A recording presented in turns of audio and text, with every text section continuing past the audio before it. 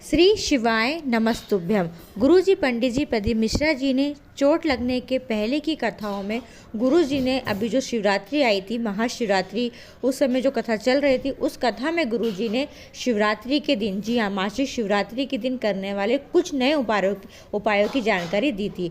तो ये मासिक शिवरात्रि आ गई है रविवार की, जो चैत्र माह में आई है, जी हाँ। और रविवार की मासिक शिवरात्रि, देखिए रविवार का दिन है, सभी लोग आराम से फ्री रहते हैं और उपाय भी कर सकते हैं। तो ये जो मौका आया है हमारे पास, ये बहुत ही अच्छा मौका मिला है, क्योंकि रविवार के दिन शिवरात्रि पड़ी है। अभी तक जो शिवरात्रि आती थी वो सोमवार, मंगलवार, बुधवार, गुरुवार तक की हमने देखी, शुक्रवार तक की देख ली, शनिवार तक देख ली, पर रविवार के दिन शिवरात्रि पहली बार देख रहे हैं। तो ये विशेष उपाय आप करके अवश्य देखिएगा। चलिए वीडियो शुरुआत करते हैं। स्वागत है मोदिती ऑफिशियल चैनल पर। और हाँ, आप सभी से प्रार्थना है कि गुरु जी का स्वास्थ्य जल्दी ठीक हो जाए, इसके लिए महादेव से प्रार्थना अवश्य करें। चलिए वीडियो शुरुआत करते हैं। पहला उपाय, गुरुजी ने कहा है, अगर आपका स्वयं का कुछ भी नहीं है, यानी आपका स्वयं का मकान नहीं है, आप किराए के मकान में रहते हैं, आपके पास गाड़ी नहीं है, आप पैदल जाते हैं, आपके पास व्यापार नहीं है, आपका कोई बिजनेस नहीं है, आपकी कोई दुकान नहीं है, यानी आपका स्वयं का कुछ नहीं है, आप किसी चीज़ के मालिक नहीं है, तो अगर आप ये उपाय शिवरात्रि पर कर लेते हैं तो बाबा आपको मालामाल बना देते हैं। जी हाँ, आपको क्या करना है, आपको लेना है गेहूँ की बाली।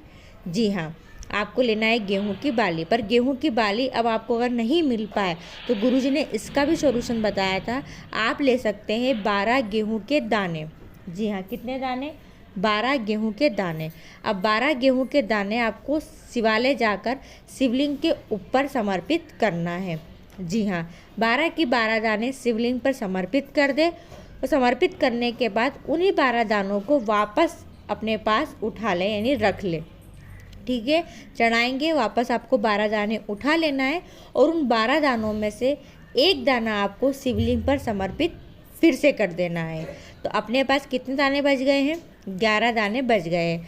अब गुरुजी ने कहा है, हर महीने शिवरात्रि आती है, तो आपको क्या करना है, हर एक महीने में शिवरात्रि पर आपको एक गेहूं का दाना आपको महादेव की सबसे छोटी पुत्री माँ अशोक सुंदरी के स्थान पर समर्पित करते जाना है। जी हाँ, अगर आपने महाशिवरात्रि पे ये उपाय किया था तो आपको दूसरा, यानी 11 दानों में से एक दाना आपको माँ अशोक सुंदरी के स्थान पर समर्पित करना है। पर अगर आपने अभी तक ये उपाय नहीं किया है तो फिर आपको क्या करना है, 12 दाने शिवलिंग पर चढ़ाना है, और फिर उसमें से एक दाना आपको शिवलिंग पर चढ़ाकर 11 दाने उठाकर घर लेकर आ जाना है। और अगले महीने जो शिवरात्रि आएगी ना, तब आपको माँ अशोक सुंदरी के स्थान पर समर्पित कर देना है। तो ये बहुत अच्छा उपाय है। जी हाँ, अगर खुद का कुछ भी नहीं है ना, तो बाबा से आप बस ये उपाय कर लो और महादेव से मांग लो। बहुत अच्छा मौका मिला है और बहुत अच्छा सा उपाय है। दूसरा उपाय, यह उपाय गुरुजी ने बताया गुठली वाला उपाय। जी हाँ, अभी तक हमने बेर वाला उपाय किया है, पर ये बेर वाला उपाय नहीं है, बेर की जो गुठली होती है उसका उपाय। गुरुजी ने कहा है, अगर बच्चे की लार टपकती है, बच्चे बिस्तर में गंदगी करते हैं, या बच्चे बड़े तो हो रहे हैं पर मस्तिष्क उनका विकास नहीं कर रहा है, जी हाँ, मंद बुद्धि बच्चा है, बच्चे की उम्र बढ़ती जा रही है पर माइंड विकसित नहीं हो रहा है, तो आप अपने बच्चों के लिए यह उपाय करें। क्या करना है, देखिए, आपको लेना है एक बेर। ठीक है, बेर कैसा होता है सभी को पता है, हालांकि एक बेर लेना है। उस बेर को आपको शिवालय जाकर शिवलिंग पर समर्पित कर देना है। कर दिया आपने, फिर आपको उस बेर को उठाना है, यानी उठाकर प्राप्त कर बाबा से कहना है कि इसको आप औषधि बना दीजिए, बोलकर ऐसा कहकर आपको उस बेर को लेकर घर आना है। उस बेर को घर लाकर बेर बच्चे को खिला दीजिए, शिवरात्रि के दिन ही खिलाना है। ठीक है, खिलाकर उसके अंदर की जो गुठली है ना, उसको फेंकना नहीं है, उस गुठली को संभाल कर रखना है। जी हाँ, संभाल कर रख कर अगले दिन से क्या करें, अगले दिन उस गुठली का बनाए चंदन, गुठली को घिसे और उसका चंदन निकाले और बच्चे को चटा दे। जी हाँ, पर ध्यान रखें, उस चंदन को बाबा को नहीं लगाना है, क्योंकि वो झूठी गुठली है। उसका चंदन बनाकर उस बच्चे को चटा दे। यह विशेष उपाय करके देखना, शिवरात्रि पे करना है, आप किसी महीने की शिवरात्रि पे ये उपाय कर सकते हैं। तीसरा उपाय, ये उपाय है कर्जा से मुक्ति पाने के लिए, धन संपदा वैभव प्राप्त करने के लिए। जी हाँ, जब पैसा आएगा तो कर्जा चुकेगा, ये बात निश्चित है। तो कर्जा चुकाने के लिए पैसों का आना बहुत ज़रूरी है। तो पैसों की तंगी दूर करने के लिए धन आवक बढ़ाने वाला यह उपाय है और इस उपाय को शिवरात्रि पर ही किया जाता है और रविवार की शिवरात्रि है। ध्यान से सुनिएगा, समझिएगा और इस उपाय को अवश्य कीजिएगा। जी हाँ, गुरुजी ने कहा है आपको लेना है एक बेलपत्री और शुद्ध देसी गाय का कच्चा दूध। कच्चा दूध ले मतलब कि आपको ताज़ा दूध लेना है, ऐसा नहीं कि दूध को गर्म कर लिया ठंडा कर लिया। ताज़ा दूध शुद्ध देसी गाय का आपको लेना है और लेना है एक बेलपत्री। आप क्या करेंगे, शिवालय जाएंगे। शिवालय पहुंचकर सबसे पहले बेलपत्री चढ़ाएंगे शिवलिंग के ऊपर और डंडी जो करेंगे जहाँ से जल भेजे जाता है उस दिशा में। ठीक है, बेलपत्री चढ़ाने के बाद उसी बेलपत्री के ऊपर आपको चढ़ाना है कच्चा दूध और जो कच्चा दूध चढ़ाओगे उस दूध को आपको झेलना भी है पात्र के अंदर। तो आप जहाँ से जल भेजे जाता है वहाँ पर एक पात्र लगा दे और दूध चढ़ाए। अगर कोई मंदिर में कोई है, शिवालय में कोई है तो उसे बोले 2 मिनट रुक जाइए, मुझे ये उपाय करना है। दूध चढ़ाइए, दूध को झेल लीजिए और फिर उसके बाद 1 लोटा साफ जल समर्पित कर दीजिए। पर ध्यान रखें, आपको जो झेलना है वो दूध ही झेलना है, जल नहीं झेलना है। जब दूध चढ़ाए दूध को झेल लीजिए, पात्र को हटा लीजिए और फिर 1 लोटा जल समर्पित कीजिए। अब आपने जो दूध झेला है उसको फटाफट आपको घर लेकर आना है। ऐसा नहीं है कि दूध को झेल लिया और शिवालय में बैठकर बातचीत कर रहे हैं। दूध झेलकर उस दूध झेले हुए दूध को आपको घर लेकर आना है। घर लाते हुए सबसे पहले ही आपको घर के मुख्य द्वार पर राइट हैंड तरफ उस दूध की आपको एक बिंदी लगा देना है। अब वो बिंदी आप या तो राइट हैंड तरफ घर पे लगा दें, जब जहाँ व्यापार है वहाँ जाकर लगा सकते हैं तो वहाँ लगा दें, या तिजोरी लॉकर में भी उस दूध की बिंदी आप लगा सकते हैं। यह उपाय विशेष कर्जे से मुक्ति के लिए है। चौथा उपाय, जिनकी आंखों की रोशनी कमज़ोर है या फिर कह सकते हैं जिनको कम दिखाई पड़ता है, बच्चे हैं, बड़े हैं, बुजुर्ग हैं, उनके लिए विशेष उपाय है। गुरुजी ने कहा है शिवरात्रि के दिन महादेव पर शहद चढ़ाने का बहुत ही अलग महत्व है।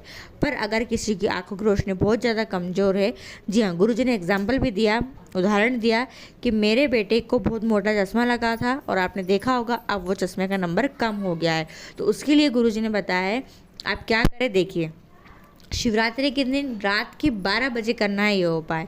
आपको थोड़ा शहद लेना है, शिवलिंग पे चढ़ाना है और चढ़ाकर बाबा से उसी शहद को प्राप्त कर कर लेकर आना है। और उसी समय जिस व्यक्ति की आंखों की रोशनी कमज़ोर है वह अपनी आंखों पर लगा ले। लगाने का भी तरीका गुरुजी ने बताया है, जैसे आप सेम वैसे ही आपको आंखों में लगाना जैसे हम काजल लगाते। थोड़ा जलन होगा, वो जलन को आपको महसूस करना है, पर आप लगा के देखिएगा आपकी आंखों की रोशनी धीरे धीरे अच्छी होने लगेगी। ये उपाय यानी आपको जो शहद है वो कम से कम 15 दिन तो लगातार लगाना ही लगाना है। इस वीडियो का आखिरी और अंतिम उपाय मनोकामना पूर्ति उपाय। मात्र 3 दिन लगेंगे और आपकी मनोकामना जी हाँ अवश्य पूरी होगी होगी। यानी कह सकती हूँ मैं कि चैत्र नवरात्रि जो आएगी उस नवरात्रि के आने के पहले आपकी मनोकामना पूर्ण हो जाएगी। करना क्या है आपको, आप किसी मनोकामना के लिए ये उपाय कर सकते हैं। आपको शिवालय जाना है और कुछ भी लेकर नहीं जाना है। ठीक है, आप शिवालय गए हैं और शिवालय पहुंचकर आपको देखना है कि बाबा के शिवालय के आसपास यानी जलाधारी में या शिवलिंग के ऊपर कहीं भी कनेर का पुष्प समर्पित है कि नहीं, और समर्पित अगर है तो आपके लिए बहुत लक्की डे है। आप क्या करें, आप ये उपाय कर ले। आपको क्या करना है, उस कनेर के पुष्प को उठाना है और उठाकर विशेष जगह स्पर्श करना है, जैसा कि आपको पहले की वीडियो में देखने को मिला है। आप क्या करेंगे, कनेर के पुष्प को जलाधारी में राइट हैंड तरफ जहाँ गणेश जी का स्थान होता है वहाँ स्पर्श करें। आप वीडियो में देखकर अच्छे से समझ सकते हैं कि आपको ये उपाय गणेश जी के स्थान पर स्पर्श कराकर फिर आपको उसके ऑपोजिट कार्तिक भगवान के स्थान पर स्पर्श कराना है। वहाँ स्पर्श कराकर फिर बीच में होता है माँ अशोक सुंदरी का स्थान, वहाँ स्पर्श कराए। ठीक है, डंडी आप देखते जाए, फूल की डंडी आपको किस दिशा में करना है। 3 जगह जब स्पर्श हो जाए फिर चौथा आपको जहाँ शिवलिंग रखी रहती है उसे कहा जाता है माँ पार्वती का कटी भाग, वहाँ पर स्पर्श कराए। 5वां फिर आपको त्रिशूल की तीनों नोक जहाँ मिलती है, जी हाँ आप वीडियो में देख सकते हैं, 5वां आपको पुष्प को वहाँ स्पर्श कराना है। 6ठा आपको जलाधारी जो बंदी रहती है जहाँ से बूंद बूंद जल शिवलिंग पर गिरता है वहाँ स्पर्श कराना है। आप ध्यान रखें, अगर त्रिशूल ना हो और जलाधारी ना हो तो आप इस उपाय को कैसे करेंगे। त्रिशूल नहीं भी होता है तो आप मन में स्मरण कर लें कि हम बाबा त्रिशूल पर स्पर्श करा रहे हैं।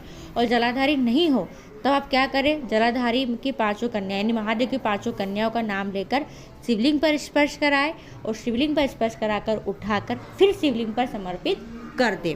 डंडी का भाग आप जहां बैठे हो अपने से विपरीत ओर कर समर्पित कर दीजिए। यह विशेष उपाय मनोकामना पूर्ति के लिए। आपकी कोई मनोकामना अगर लंबे समय से टलती जा रही है और पूरी नहीं हो रही है तो इस रवि शिवरात्रि पर यह विशेष उपाय आप अवश्य कीजिएगा। वीडियो पसंद आए तो प्लीज़ और लोगों तक शेयर कीजिएगा और ध्यान रखिए, हम सभी को महादेव से गुरु जी के स्वास्थ्य के लिए प्रार्थना करना ही करना है। श्री शिवाय नमस्तुभ्यम। हर हर महादेव। बोल बम का नारा है, बाबा एक सहारा है।